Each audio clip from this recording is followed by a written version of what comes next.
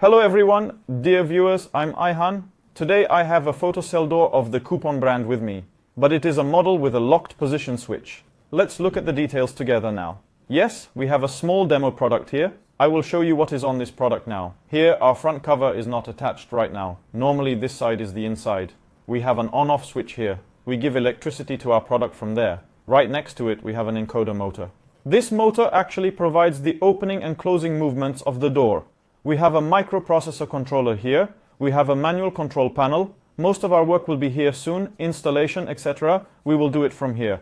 Apart from that, we have belts here that make our door work. With these belts, our door actually moves. And it can move very quickly at the same time, which allows the doors to move smoothly. We have two here and two here. That is, we have a total of 4 wheeled mechanisms on a door that provides this movement. We also have a locked position key here. Now we will be examining the keys here in a moment. Now we will do our installation. We go to the manual setting mode for installation. We have a set button here. When we press and hold this set button for about 3 seconds, the device actually starts to adjust itself. After going to the stop points on the sides and measuring its own distance, the setup is complete. We have a status light here. As you can see, the light is blinking here when the device is powered and not set up. When I press and hold, this light stays on steadily. It stays on throughout the installation. When the setup is finished, it goes off. Now I press and hold the set button for about 3 seconds for setup. When I hear the beep, I can take my hand away. Now it will go to the edges and determine its position.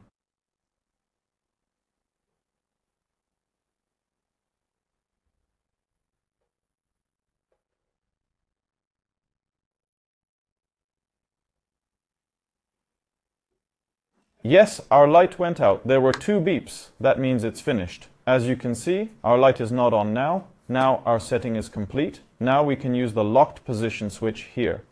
I want to show you something about the locked position switch. When we remove this switch from here, this system no longer works. With the key on it, only our system can work. The key is here. This is the permanently open mode. When you press this, your doors stay open all the time. The second button is permanently closed mode. The radar in the front and the radar in the back don't work this way, and our door remains permanently closed. The third button is radar's active mode. In other words, when it detects movement, it can be opened from the front or from the back. The fourth mode is the one-sided exit mode. That is the mode that does not allow entry and only allows exit from inside to outside. Apart from that, we also have a winter mode button here. When we press this button, the door opens a little less than it normally opens. Let's show it like this. In this way, it opens less so that cold air can enter less. We can activate this mode in winter. But when we turn it off, our door continues to open full size again. Now here we have some features on our manual control module. We have dip switches here. It represents 4 different features. The first one is the photocell feature. If there is a safety photocell on our door, this is a feature that activates the safety photocell. When you open it, and if you have a safety photocell, when an object comes in front of it, our door is not closed by those safety photocells. Our second feature is the open time of our door. It can stay open for 3 seconds when closed and 6 seconds when open. When you turn on our third switch, the door jam detection is activated. Let's show it like this. We turn this on here. By the way, in order to test this feature now, we need to lower the switch with this safety photocell. When this is on, our door will not close again because our safety photocell is not attached. So I deactivate it and open the door again.